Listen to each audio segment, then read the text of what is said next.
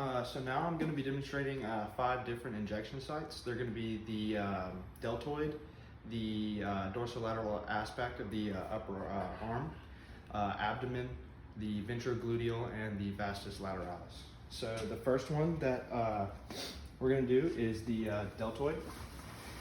And so it's an intramuscular injection site. And it's going to be this big muscle right here on the upper part of the arm. And so you're going to locate the injection site by first finding the acromion process, which is the bony part of the upper shoulder or upper arm. And so you're going to find that and then go 3 finger lengths down. And then it's identified by a little upside down triangle. So it's going to be this little area right here.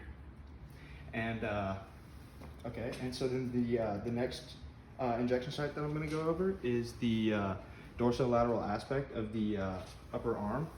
And so that's found about right here, and it's going to be, like I said earlier, a subcutaneous injection site.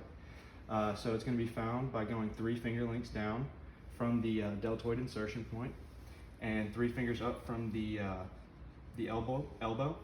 So it's going to leave you with this little rectangular patch right here for your subcutaneous injection. The next one I'm going to do is the abdomen. And so if you can lay down for me. And then going to expose the stomach. And then so anyway, so for this injection, it's a subcutaneous injection site. It's good for someone who's going to be having multiple injections like heparin or insulin. But you're not going to go above the costal margin or below the pubic region. You're not going to go outside the superior or the anterior superior iliac spines right here. And you're not going to inject anywhere inside of a 2-inch radius of the umbilicus.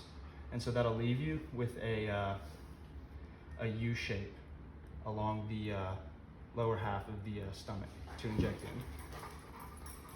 The next site I'm going to do is the ventrogluteal. So if you can rotate towards me. But so we're just going to expose this area right here. And so it's going to be located by first finding the greater trochanter. So you can do that by pulling the leg forward and feel it move under your fingers. And so you're going to put your palm on the ventrogluteal, or I mean the greater trochanter, and then point your thumb towards the umbilical region, and then put your index finger on the anterior iliac spine, and then rotate your finger backwards, so like that, and then it's gonna give you a little V shape, and in V for ventrogluteal.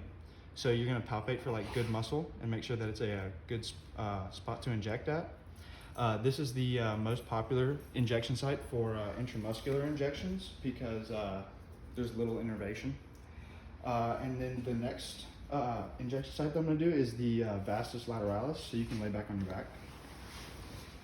And then this one's going to be identified by, again, finding, or well, before I get any further, this is going to be also an intramuscular or subcutaneous injection site.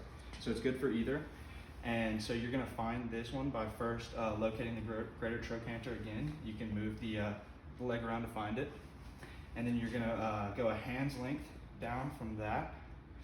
And then a hand's length up from the knee.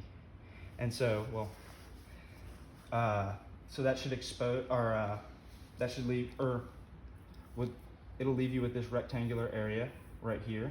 As long as you don't go past the midline on the top of the thigh or the midline on the side of the thigh.